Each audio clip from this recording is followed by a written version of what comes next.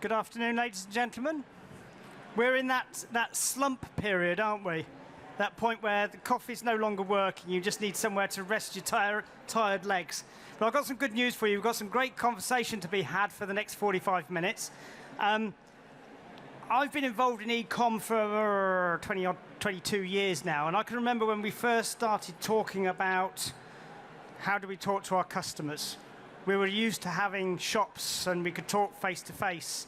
And then there we were trying to promote e-commerce and digital commerce and how are we going to talk to our customers from a distance. It was called distance sales. How did we get close to them? And then we started talking about user-generated content. And then you've got Instagram. Then we've got an opportunity to have authentic conversations with our customers, find brand advocates, brand ambassadors, and then trying to filter out the weeds and work out how we can make some money out of all this and actually still sell more product while doing all this funky stuff with communities. Luckily, I don't have to answer that now because we've got someone on stage who can take that forward for us. So, Charles, without further ado, over to you, sir. Thank you very much. Welcome, everybody. We have a wealth of knowledge on this panel today, all about cultivating communities for marketing and business success. So you're going to walk away today with some really practical tips and advice on how to do that today, which is what our wonderful panel is going to bring to this. So, introductions.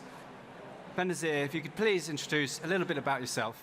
Sure, I'm Benazir. I am a former senior marketing director for Mondelez. I looked after brands like Cadbury, Green and Blacks, Maynard Bassett's during my tenure there, and I was there for around 18 years.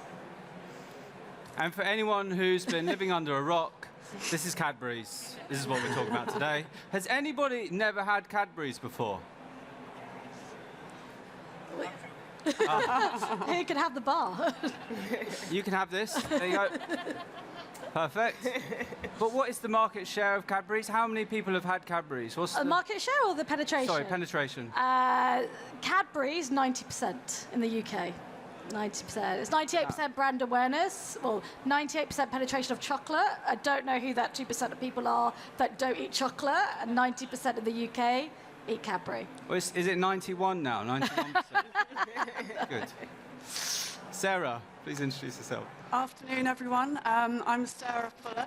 I've spent my whole career in a whole variety of different businesses, marketing, e-commerce, digital, sort of commercial growth-driving roles. I started at Procter & Gamble in hair care and then the glamour of denture adhesive. And then I found my way into cable, telly and telephone at Virgin Media, British Airways, Air Miles, and then into my sort of passion area of food and retail at Waitrose, Gray's and Nando's. In the middle of that, I had a head injury, so I did lots of consulting and B2B and B2C sort of interim roles. So I've got a very broad experience of different industries. And over the past few years, I've been trying to get into more conservation and sort of environmental roles. So I became a trustee of Bristol Zoo, which is a conservation charity based in Bristol. And I've just started in week 3 of a climate tech business, which is trying to stimulate investment in regenerative agriculture, which is all about farming and more in tune with nature by measuring soil carbon. So it's very technical. I'm on a very steep learning curve, but really sort of exploring a passion in that area. So if you're in that space and can tell me something about it, please let me know later. But today is about communities. This is Gray's, if anyone didn't know, and we've combined 2 of the companies you've worked with. This is Peri Peri Gray's, and you know Peri Peri from Nando's. Anybody not had Gray's before? Oh, there's a guy there. Surprised more hands didn't go up, people. Jamelia.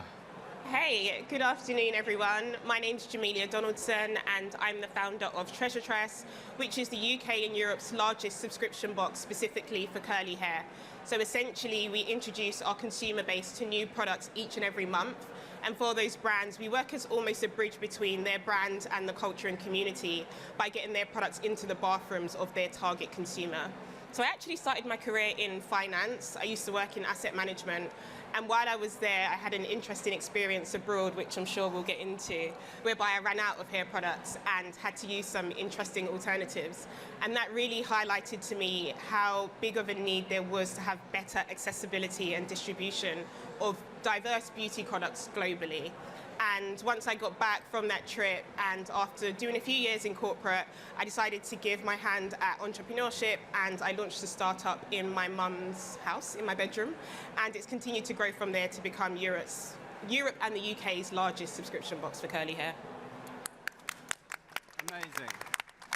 It's an amazing story Jamelia has, and if you'd like to hear more about her story, you can listen to the episode we recorded of my podcast that I'm co-host of, How I Became, where we share the life stories of amazing entrepreneurs, CEOs of multi-million, multi-billion pound companies. We've had Skepta on, we've had Edwina from Bridgerton. So you can check out How I Became podcast on Spotify and Apple Podcasts and all of those places if you like that.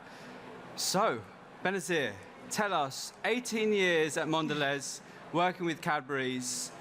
What are the 3 essential tips? People are here today to learn about how to cultivate audiences, to drive business, for marketing success. If you could give us a really look at the fundamentals of that, how would you distill that down? So 3 essential tips, having worked in FMCG, food and drink marketing, would be, first of all, really understand your consumer. I mean, I think you all know this as well, but it's really understand their tensions, their needs, their problems. But they won't tell you everything. So for example, they will never tell you, I want a mint flavored chocolate. They won't tell you that, but they might tell you, I want exciting, adventurous flavors. I want to discover new things. And then it's your team's opportunity to put solutions on the table for them. So that's how we came up with Cadbury Dairy Milk with Oreo or Cadbury Caramel, these different types of flavors to really meeting untapped consumer needs. Second one would be, it's laws of growth. It's like Byron Sharp's laws of growth, driving physical and mental availability. So driving mental availability is all about making sure your comms is super engaging and via either being entertaining or being emotional.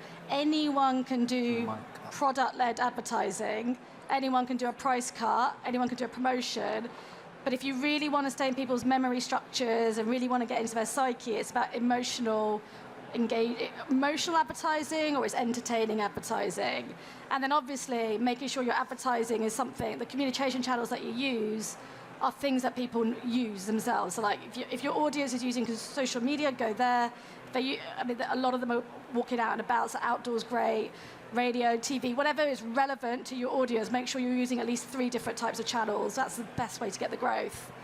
And then finally, physical availability. Be where your consumers are buying that product. If they're buying it online, make sure you're present, make sure you're advertising. If they're buying it in store, make sure you have decent distribution, make sure you have the retail activation that goes with it.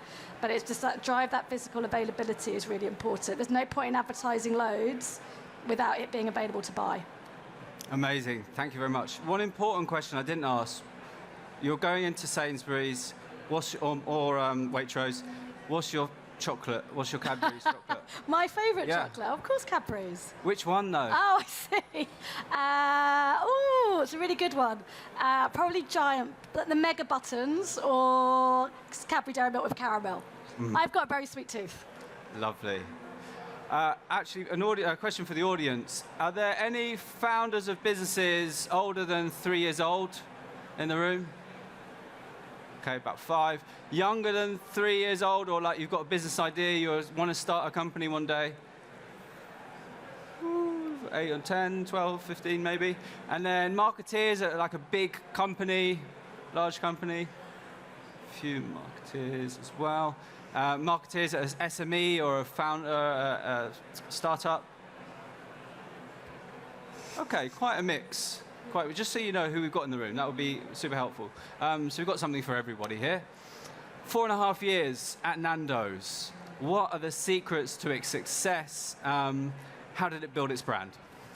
So Nando is a business that built itself from engaging with communities from the get-go. And it defies all the usual Mark Ritson best practice on marketing budgets. It really focused on communities.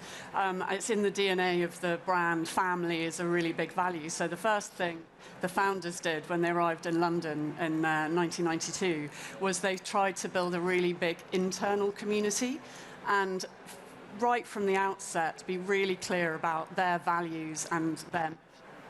And that helped unlock a load of discretionary effort to promote this brand. The second thing they did, and we're talking before social media had really taken off, was they really focused on connecting with the local community. So the founders drove around London in ridiculous outfits, giving out leaflets for free Nandos, and also made a real effort to connect with the audiences that they thought they wanted to be their sort of core customer base. So the local sports clubs, the schools, the youth groups, that kind of thing. So they really fostered that local community connection. And then as social media grew, that's when Nando's really took off. It's one of its another value is to champion the next generation. Nando's founders wanted to build a business that was about having fun, making money, and changing lives. And a lot of that focuses on social mobility and giving people from all different types of background a chance, which I guess relates back to their hopes for Southern Africa, South Africa, where the business started. And what they did was really focus on youth and building relationships and influencer programs with the younger audiences, tapping into, just as Benazir said, what are their needs, what are their motivations, how are they speaking, and doubled down on that. So Nando's marketing budgets for the size of business are a fraction, because over the years it was the fans who spread the word. And the result of that is one of the highest frequency rates and sort of loyal fandoms in casual dining. So, yeah. And are there any campaigns that worked really well for Nando's that kind of worked? So, I'm not allowed to confirm or deny the existence of something called Black Card, so I'm not going to talk about that. But can I get one? That's the question. We'll do that after.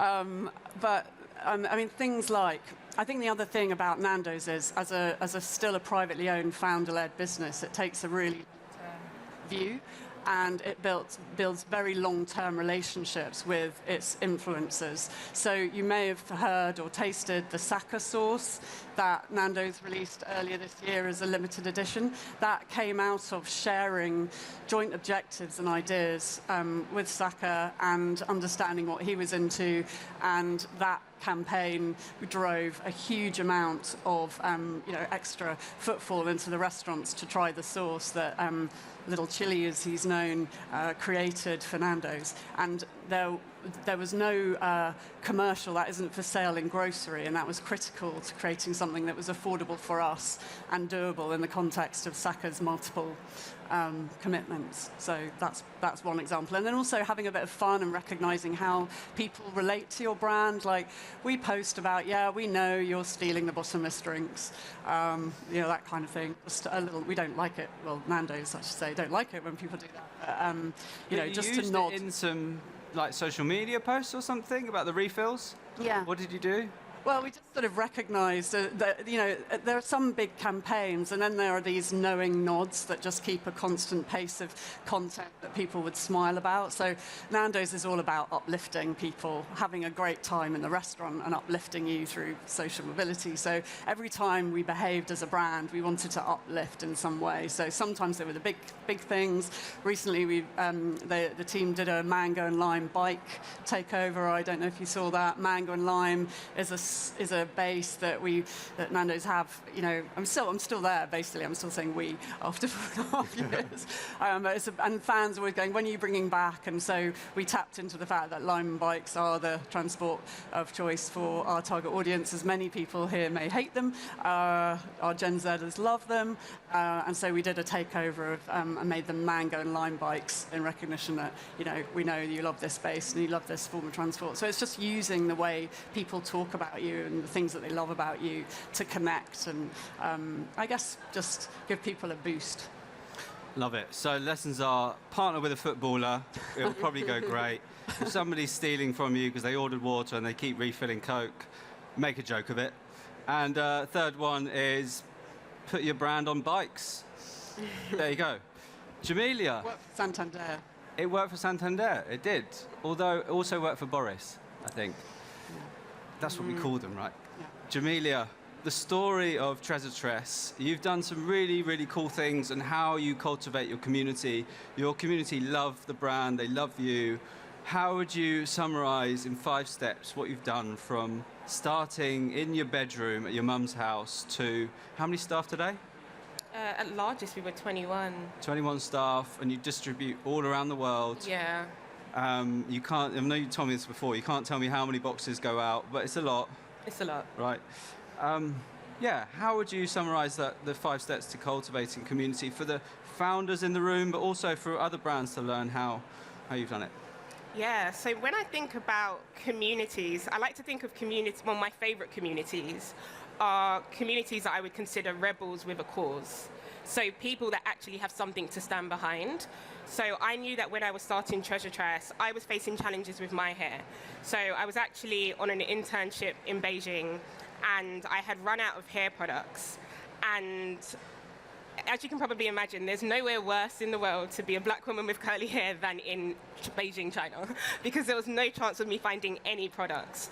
And so I had to go to a Russian supermarket across the road, and I had to pick up a Head & Shoulders conditioner, some really cheap gel, and a shoe brush so that I could do my hair. It's safe to say that I have no images from that trip whatsoever because I looked absolutely crazy. But that, to me, highlighted just how much of an issue it was having access to quality hair products. So when I got back, I thought, I can't be the only one that's experiencing this issue. And so when you think about communities that are really strong, brands that are really strong, they've got this core need that needs, or this core problem that needs to be resolved. And I think identifying that should always be the foundation of any brand, any company, and every thriving community. So the first thing for me was identifying what the issue was. The second thing was creating a sense of belongingness for the community that I was building. How could I make people look at TreasureTress and see themselves reflected? And as mentioned, I started it in my bedroom at my mum's house. I've completely bootstrapped the business, and so I didn't have any marketing budget. So I turned to Instagram, and I started building an Instagram profile of lots of women, different shades, different races, different hair textures, but essentially everyone had like big, curly, coily, kinky hair.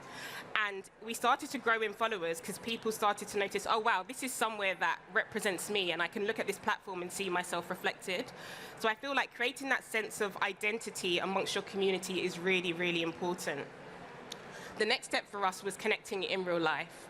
So I had a bit of an idea of who our consumer base was going to be. I had a bit of an idea of who was going to subscribe to TreasureTress based on who was following our page.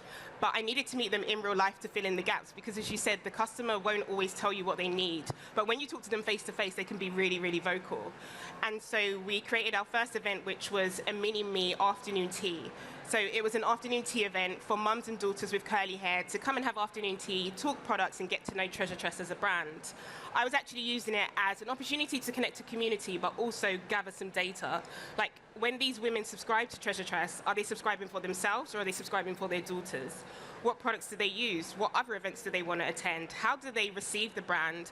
And what language do they use when they talk about TreasureTress? And one of the words that always used to come up when people mentioned my brand was sisterhood. It felt like a family. It felt like sisterhood. So that was those were one of the words that we adopted ourselves and started to integrate into our marketing. So I think it's really important to listen to the language that's being connected to your community, or the language that your community is using, and repeat it back to them, because that further intensifies that sense of identity. The next thing was creating a ritual or a tradition. So with TreasureTress, the tradition is when your box arrives, you open it, you take pictures, you tag us on social media, and everyone has this shared experience of we're all washing our hair at the same time, we're all using the same products, and we're all giving our live feedback. For us as a brand, and for the brands that we feature, that's really valuable because it's now known as user-generated content. But equally, again, it's that shared experience that everyone has. And then the final step for us, and I think that was definitely one of the things that became our tipping point, was being disruptive. So for our 7th brand anniversary, we had decided that we were going to do a pop-up shop, but this time it was going to be outside of London. So we had already done a pop-up shop in Peckham, we'd done one in Shoreditch, we'd done one in London Bridge, and I wanted to see what the West Midlands had to say. So I took it to Birmingham, and I had found this retail unit that I was absolutely in love with. The lighting was perfect. I knew the content was going to bang. It was going to be amazing. And then I got an email to say that someone else had taken the unit and that unit was no longer available, but there was another unit available. And I was like, I don't really want that one. Like, that's the one that I really want. Couldn't have my way, so I went to look at the other unit. And next door to us was Five Guys. And I was like, right, we can do one of two things here. We can go with the initial theme that we had for our pop-up shop, which was a laundrette, which we done the following year. But I said we could actually use this as a really good opportunity to disrupt like social media, conversations on social, press in the Midlands by naming the store something quite clever. So next door to us we had Five Guys, and as a female-led and a female team, I decided that we were going to call our store 7 Girls. And so we had Uber drivers and delivery drivers coming into our store thinking that it was like the sister of Five Guys. They were so pissed off, but it worked really well for us because there were tweets going around like, oh my God, have you seen that shop next to Five Guys? It's a hair shop. Wow, it's for curly hair. And there were all of these conversations that we couldn't have planted if we didn't do something like that. So I think being rebels with a cause is really, really important, and being loud and disruptive with it. We almost got sued. We didn't, thankfully. That's good. But shout out to my solicitor for handling that. But it's definitely worth doing the research. But always think of something that you can do outside of the box to get people talking and to get people having conversations outside of your immediate community. Amazing. That was brilliant. And being responsive to what's going on. If you're going to be part of culture, responding to what people are actually doing and playing with it, that is a great example of that. Thank you. Benazir, Cadbury's a brand. I didn't know this. I said to you, I think it's over 100 years old, isn't it? And you said to me, 200. 200 years old. 200 this year.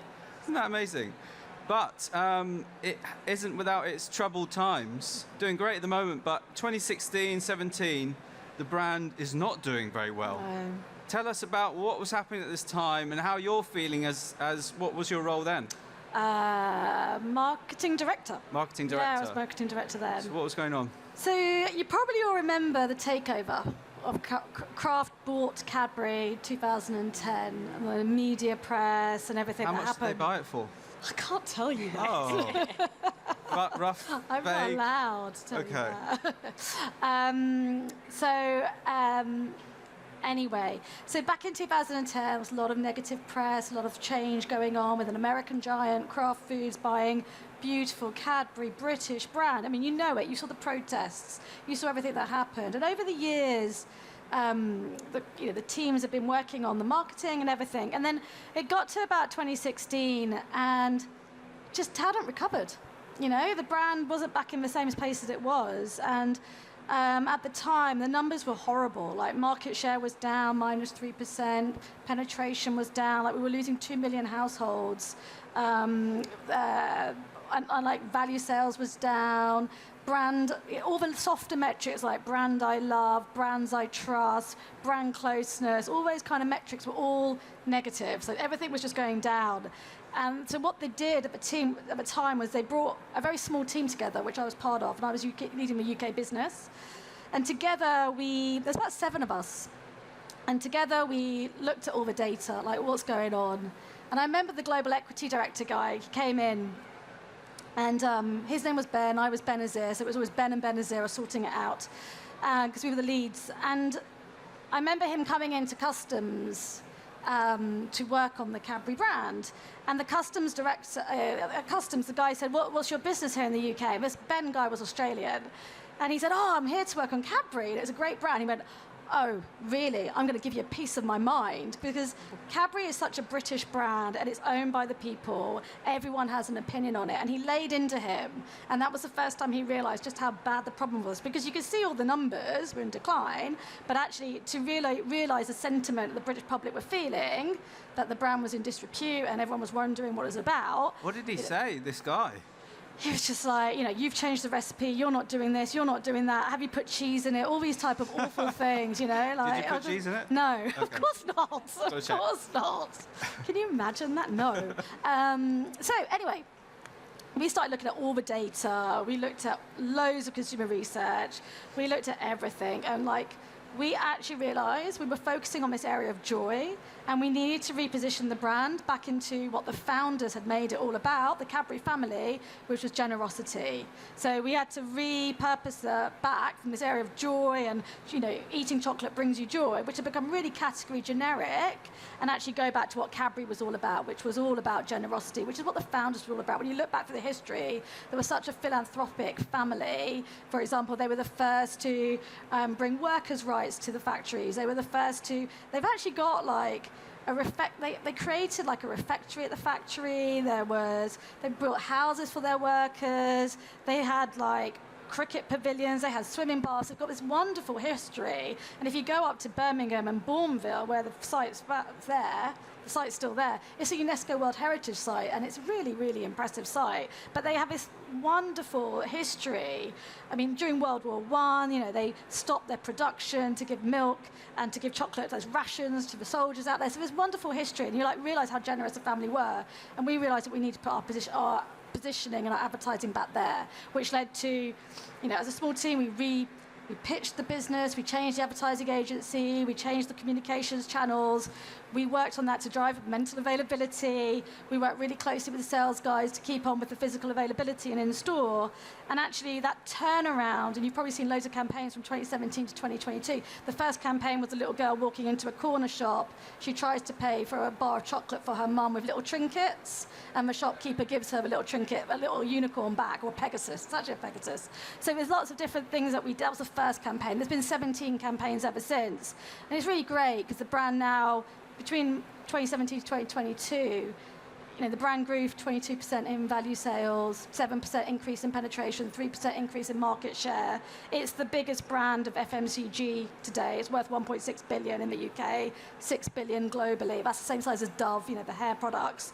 So, it's been a real story and a bit of change, and 200 awards won in marketing, the IPA for Grand Prix for Purpose. So it's been a real journey, and I think it really helps, and that's why today, we celebrate 200 years.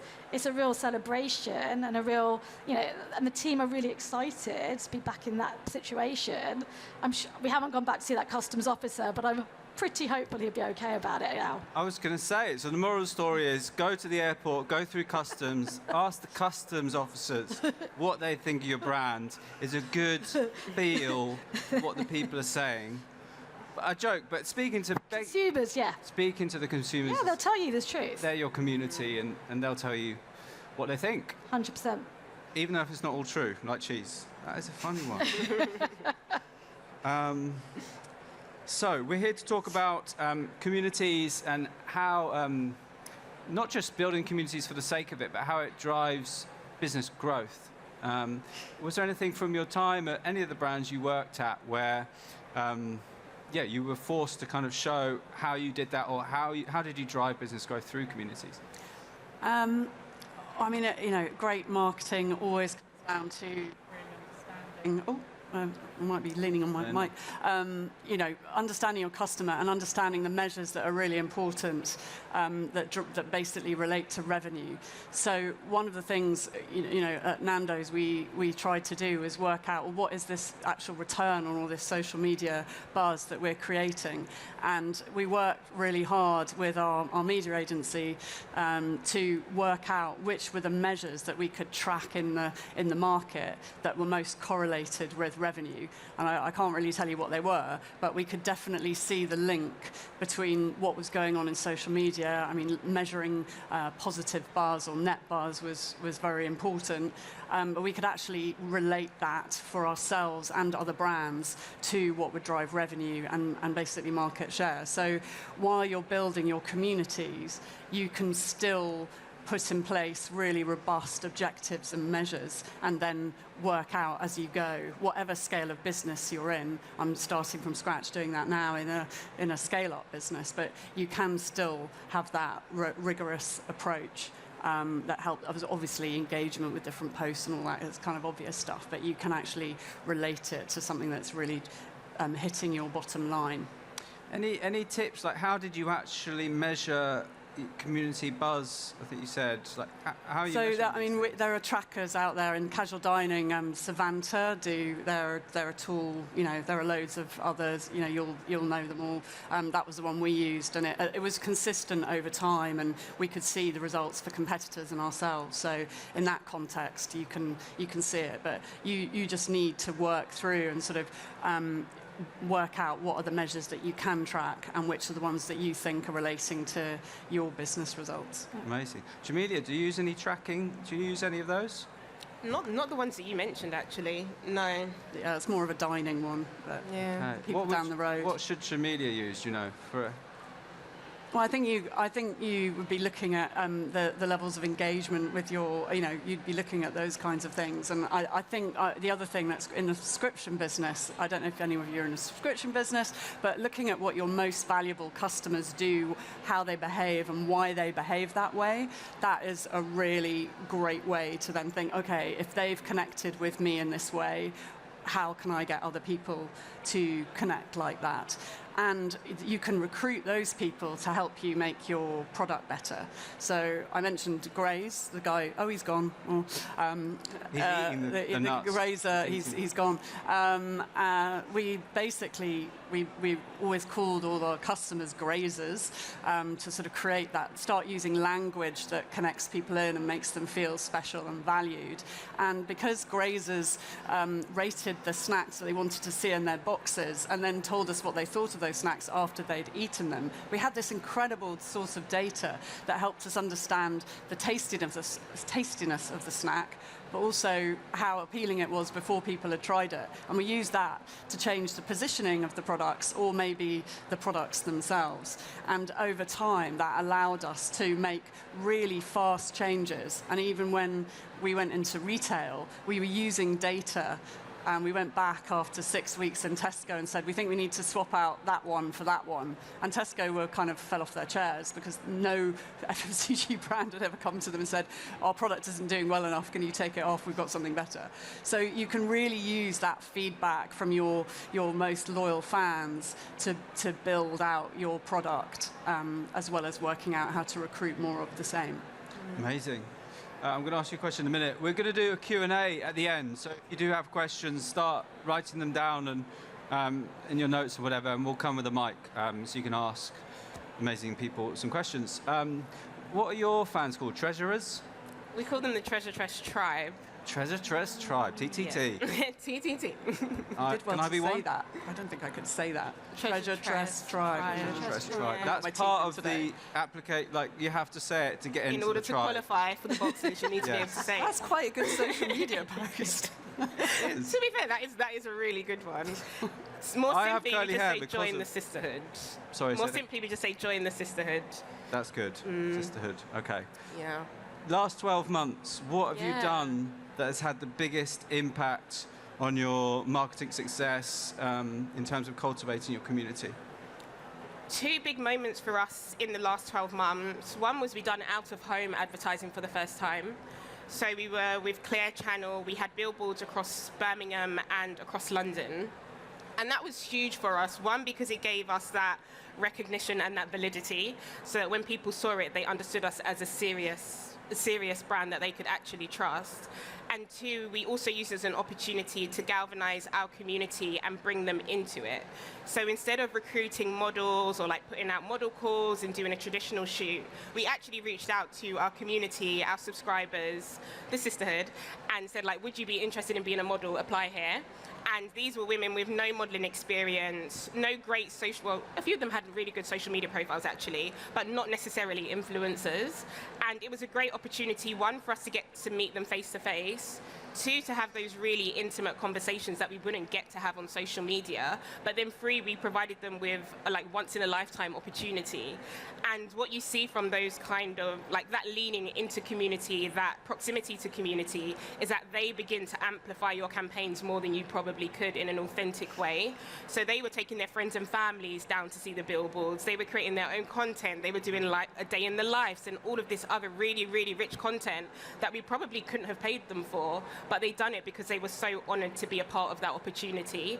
So again, maintaining that proximity and bringing them into the brand so that they almost feel like they truly are an insider or a part of the team. And then the second thing, well, it probably should be the first, was being on TV. So we had our first advert on Channel 4 this year, and that was huge. We were meant to reach 3 million households, and we actually reached 10 million households. And it was really iconic for so many reasons. One, because one of the driving forces of me creating TreasureTress was because I've got nieces, and I didn't want them to grow up in a world where they felt like they weren't beautiful because they had curly hair. And so when the time came to do the casting for the ads, thankfully Channel 4 had already provided Judy Love. So Judy Love was the celebrity in our advert, and then it was up to us to cast the rest of the ad.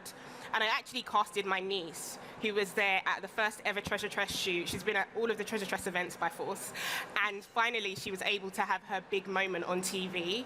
And it was great for us to use that as a storytelling moment through our newsletters to take them on, take our subscribers on a history trip of this is where the brand started, this was the inspiration for the brand, and now this is a full circle moment where we're almost inducting the next generation of curly girls into a new idea and a new world of beauty. So that was really, really strong. And then we also had the option to cast extras or actually fill the extras from our own community. So of course we lent back into our community and asked them to come and be part of the ad, so they were also on TV. And then when we were looking at the analytics with Channel 4, one of the key pieces of feedback that really stood out was someone said, oh wow, the background dancers and the people in the ad had such great chemistry. Those were brilliant actors. And for us, we were like, oh wow, that's incredible. They weren't actors, they were actually just real people from our community who inherently understood the DNA of our brand and so knew exactly what to do when the music started, when the lights went on, when they hit roll on the cameras. And it made a really, really special moment in television, I would say. And we got some outreach from customers in, I want to say it was Switzerland. A lady in Switzerland reached out to say that she lives in a village where they are literally the only mixed race family for miles. And this was the first time that her daughter had seen herself reflected on TV and that it meant a lot to her. So that was like the full circle moment for me that made that the most powerful marketing activation that we've done so far. I love it. So heartwarming, that story, especially with your niece, that like you saw your niece and you thought, I don't want her to live in the same world I have where you couldn't get these products. And then for her to be in the TV ad, you just feel good, don't you? You feel good. Absolutely. It's a feel-good story. I love it. Thank you for sharing that. Do we have any questions at this stage? Has anyone written something down? We've got a hand over there. Oh, we've got a few. We'll come to you first, over there. Keep your hand up so they know where to go. There you go. Come to you next. Thank you so much. You've got the better job. So I had a question for Jamelia. I love that you obviously started an e-commerce brand, but you do so much in person. And I kind of wanted to see why you felt that was necessary when it came to building a community, and if it was more important for you than building that like online social media community. What was the driving force that made you bring it into in person from just online? If I'm being completely honest, budget. Because I couldn't compete with the big brands, and I knew that. There was a lot of noise in the beauty space. I couldn't compete with Birchbox and Glossybox and the amount of marketing spend that they had. But I knew that I could do community and I could do it well. And so that was the driver to do it in real life. And I feel like it pays massive dividends and lasts a lot longer than seeing an ad on TV. To this day, people will still record an event that took place years ago because it's etched in their memory as the first time that they saw themselves reflected. They felt as though they belonged somewhere, they felt encouraged, they felt inspired, and also quite selfishly, I really enjoy it in real life because it energizes me and it reminds me why I do what I do, because I can run ads on socials, I can run Google ads, we can do TV ads, and it's great when you're making money, but equally you don't get that sense of fulfillment when you meet people face to face and you actually see the difference that you're making in their life, and they can also inspire you and give you feedback on what you could tweak or change with your brand to take it that step further. So in reality, budget, but selfishly, it is also really, really rewarding to connect with consumers in real life. And I feel like thriving communities really require a high level of trust and authenticity, and that only comes from transparency. So it's really important for me to attend my events as frequently as I can, because I want people to know that there's a face that can be held responsible, but equally a face that they can trust, that will make sure that we introduce them to only the best in beauty and only the brands that truly care about diverse beauty and diverse consumers. So I think it definitely helps build trust really quickly when you are able to have those in real life moments and create those memories with your consumers or your subscribers or your community. Fantastic, thank you. And such a beautiful story, by the way. Thank you. Okay, we've got a question here. Any more, so I know where to go next? Hi, good afternoon, everyone. My name is Shapra. My question is for actually each one of you, so Harry, whatever order you prefer. You spoke about authenticity, and the topic is pretty hot one with business growth. And you have done a lot of achievements and achieved in your career in terms of marketing side of things. What would you say in the different aspects of the business that you have come across till date in regards to customer retention and increasing that brand loyalty? It's okay to get that customer in, but getting that first thing in, it's like a relationship. You're dating someone, but how do you sustain the relationship so they don't break up, So it's like, in a brand, what would you say, from your experience, the biggest challenge and a solution or a strategic approach in today's time when AI is kicking in and there's so much technology kicking in terms of customer retention and increased brand loyalty? Thank you. Do you want me to go? Okay. So, Cadbury, the focus is really on penetration. It's back to create fame, drive penetration, make sure your product is perfect quality, because that will eventually then keep the loyalty going. But the focus isn't on loyalty, but on penetration, absolutely, is where they really focus. They have a range of different products as well to keep people happy and keep people engaged, but the focus is more on getting more people into the brand and keeping that choice for them to keep on coming back themselves. I think I'd say it's about creating a relationship, a win-win relationship, which means that when your customer comes to you in person or wherever on the digital, uses your product, it's got to be brilliant every time. And you, as a brand, you're trying to understand, how can I make myself that bit more relevant to that person? And the way that you do that, the way that you decide you're going to be relevant, has got to be absolutely in line with your brand's benefits. And and try to create a dialogue and a sense of, this is a brand that is listening to you, just like any other relationship. So where the Nandos have a rewards, Nando's rewards, and what we say is, not all of the restaurant managers can be like the local restaurant manager who might, your local Italian neighborhood who put the limoncello on the table or whatever it is at the end and make you feel good because you've had a freebie. What we're trying to do there is replicate that sense of, I've just got something for free. I've received something extra. I'm valued. I'm seen.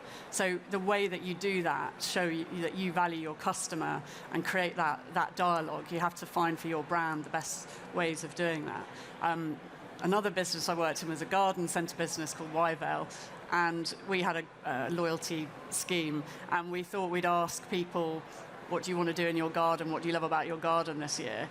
And we didn't realize how many people would engage with that. 80,000 people replied, and we didn't know what to do with all of this data. 80,000 people. We then realized what a passion area gardens were for this group of people. And that gave us enough content to go back to people and really talk to them about their little postage stamp or their, slug problem or, whatever it was in that context. So just like any relationship, really. I love that answer. I always say that having a subscription-based company is like literally being in a relationship with your customer. In the same way that if you have a spouse, you will take them out on a date. Everyone loves a spontaneous date. You have to do the same with your subscriber. So like, how can you surprise and delight them? How can you throw something extra in the box? How can you have a super premium product in the box that they've paid nowhere near for? So, for example, our boxes are £25 a month. And occasionally we have a really luxurious brand. That means that the box can be worth up to £180 and you've only paid £25.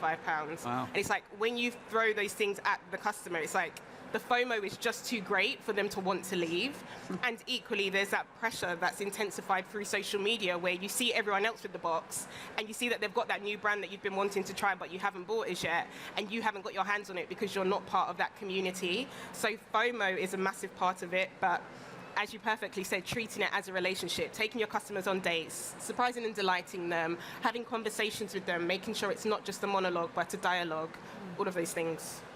Great, thank you. Great answers. Thank you so much. Thank you. OK, we've come up to time. I don't think we're going to have time. Can we do another question, anybody? Nobody said no. Yeah. There's some over there. Who's there?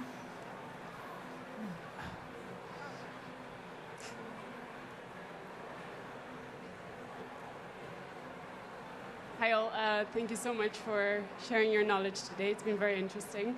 My name is Renee, and actually this question's for Charles. So all three stories have been very impressive and inspiring, but your podcast is very inspiring as well, and I'm just very curious about your story and how do you view community and relationship building? Oof, OK, thank you, very kind of you. My story in 0 seconds, apparently, is I'll tell it on the podcast one day, and you get it then. But add me on LinkedIn, and I can message you as well. Same for anybody. If you've got any questions for any of us, I think, feel free to add us on LinkedIn and send us a message. But yeah, that's all we've got time for today. Can I get a round of applause for the amazing panel? Thank you. And we're going to go outside there. If you want to have a chat with any of us after, we'll go out the exit, and welcome to come up and have a chat.